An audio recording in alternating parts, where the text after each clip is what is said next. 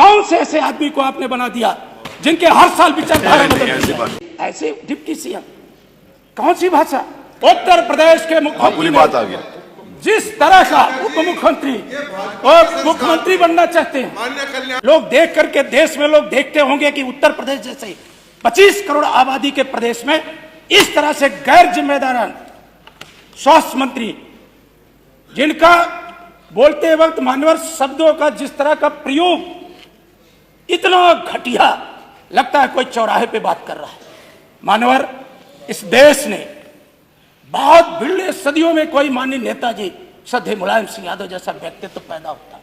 मानवर, जिस देश ने माननीय नेताजी को पद्म भूषण दिया हो, पद्म भूषण का क्या मानक है वो माननीय संसदीय कार्य मंत्री से बेहतर और कोई कौन जानता होगा। मानवर, जिस देश ने नेताजी को मरणोपरांत उनकी सेवाओं के लिए, राष्ट्र में निर्माण में उनके योगदान के लिए पद्म भूषण दिया हो, भारत की सरकार ने, महामहिम राष्ट्रपति महोदया ने, खुद हमारे नेता माननीय अखिलेश यादव जी उस पुरस्कार को लेने राष्ट्रपति भवन गए थे। मानव, पूरा देश देखा था, खुली आंखों से। हमारी विचारधारा भारतीय जनता पार्टी की विचारधारा नहीं है, लेकिन मानवर, भारतीय जनता पार्टी की केंद्र की सरकार ने माननीय नेताजी को पद्म भूषण दिया तो हमारे नेता ने राष्ट्रपति भवन जाकर के उस लोकतंत्र की जो महामहिमा है उसके तहत वो पुरस्कार लेने का काम किया। मानवर, इनका डिप्टी सीएम, माननीय संसदीय कार्य मंत्री अपनी विचारधारा का कोई डिप्टी सीएम रखिए, जो पंडित श्यामा प्रसाद मुखर्जी, पंडित दीनदयाल उपाध्याय, पंडित अटल बिहारी वाजपेयी का विचारधारा का व्यक्तित्व हो। जब हम लोग क्षेत्रों में घूम रहे हैं तो एक बड़ी समस्या लेखपालों की तरफ से आ रही है, उसको दिखवाने के लिए हम निवेदन करेंगे। ये गोंड और खरवार के सर्टिफिकेट का मामला है, क्योंकि कुछ तहसीलों में बन रहे हैं, कुछ तहसीलों में नहीं बन रहे हैं। लाख कहने के बाद भी शासनादेश मुख्यमंत्री जी के यहाँ से जाता है, लेकिन निचले स्तर पर लेखपाल उसको मानने को तैयार नहीं है। इसको दिखवा लें। दूसरा मेरा एक निवेदन है, पिछली 2017, 18, 19 में एक जांच हुई थी 17 जिले का भर राजभर जाति को अनुसूचित जनजाति में शामिल करने के लिए माननीय मुख्यमंत्री जी के द्वारा जांच कराई गई थी। उनके निर्देश पर जांच रिपोर्ट भी आ गई, समीक्षा भी हो गई है और वो रिपोर्ट दिल्ली भिजवानी है। और उस रिपोर्ट को हम, संसदीय कार्य मंत्री जी नहीं हैं, आपके माध्यम से कहना चाहूँगा कि नौजवान जब मिलता है तो एक ही बात कहता है कि नेताजी, जो सर्वे हुआ, जांच हुई, सरकार आपकी सब कुछ कर रही है, रिपोर्ट दिल्ली क्यों नहीं गई? मैं भी कहता हूं कि भाई हम लोग लगे हैं, हम लोग कोशिश कर रहे हैं और सरकार अपनी है, हम लोग उसको दिल्ली भिजवाएंगे। इसको भी दिखवा लें ताकि ये समाज से नौजवानों के प्रति बड़ा रोष है इस बात को लेकर के कि हम लोग तो चुन के आ जाते हैं, लेकिन जब उनकी बात करनी होती है तो हम लोग नहीं बोल पाते हैं। तो इस नाते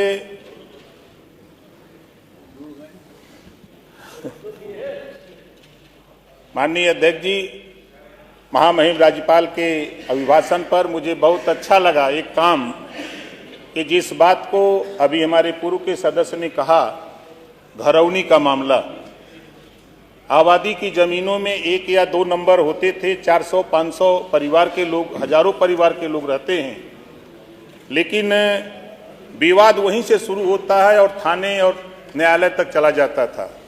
लेकिन हम धन्यवाद देते हैं देश के प्रधानमंत्री जी को और उत्तर प्रदेश के मुख्यमंत्री योगी आदित्यनाथ जी को कि हम मिनिस्टर खुद जाकर के हम सब लोगों ने घरौनी वितरण किया। तब हम लोगों को भी पता लगा कि एक ही नंबर में 400, 500, 1000 परिवार रहता है या 2 नंबर में। अब जो परिवार जहां रह रहा है उसका सीमांकन करके उसके नाम से नंबरिंग करके उसके खाते में दर्ज हो रहा है। ये काम बहुत ही सराहनीय।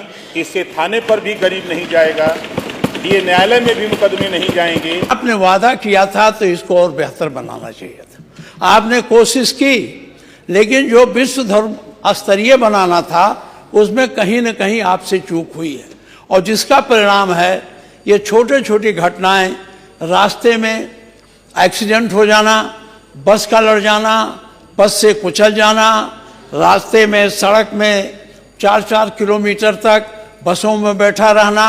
अगर ये विश्व स्तरीय योजना माननीय मुख्यमंत्री जी आपने अपने अधिकारियों से सबसे पूरा भ्रमण करके तैयार किया होता तो आज ये कुंभ मेला जैसा आपने सोचा था उसी अनुरूप होता। लेकिन दुर्भाग्य है कि दुर्घटनाएं हुई, हम भी उसमें अपनी संवेदना व्यक्त करते हैं। भारी भीड़ बड़े पैमाने पर आपके हमारे यहाँ आई है। मैं अपने नेता के शिविर का उद्घाटन करने गया था, उनके मूर्ति का अनावरण करने 11 जनवरी को गया था, तो आपके बहुत से साधु संत हमारे कुछ कार्यकर्ताओं से कह रहे थे कि भाई बुला दो, हमारी कुटिया छा दे। वो कहते थे ये मुस्लिम है, तो वो कहते रहे भाई कोई हो, हमें मजदूर चाहिए, चाहे मुस्लिम हो चाहे हिंदू हो। तो इस प्रकार की बात कुंभ के गौरव को बढ़ाता नहीं है। कुंभ के गौरव को बढ़ाने के लिए सबका सहयोग चाहिए। भारत सबकी भूमि है, गंगा सबकी भूमि है, गंगा सबकी नदी है, गंगा जमुना की जलधारा संगम सबका है, यह नहीं करना चाहिए था। मैं एक बात और आपसे कहना चाहूँगा, आपने पिछली बार तुलनात्मक अध्ययन किया था और हमारी सरकार में जो माननीय अखिलेश जी ने कुंभ कराया था उसके बारे में आपने ऑडिटर जनरल कंट्रोलर की रिपोर्ट पढ़ी थी। उसमें आपने बताया था कि ये जो हैं ये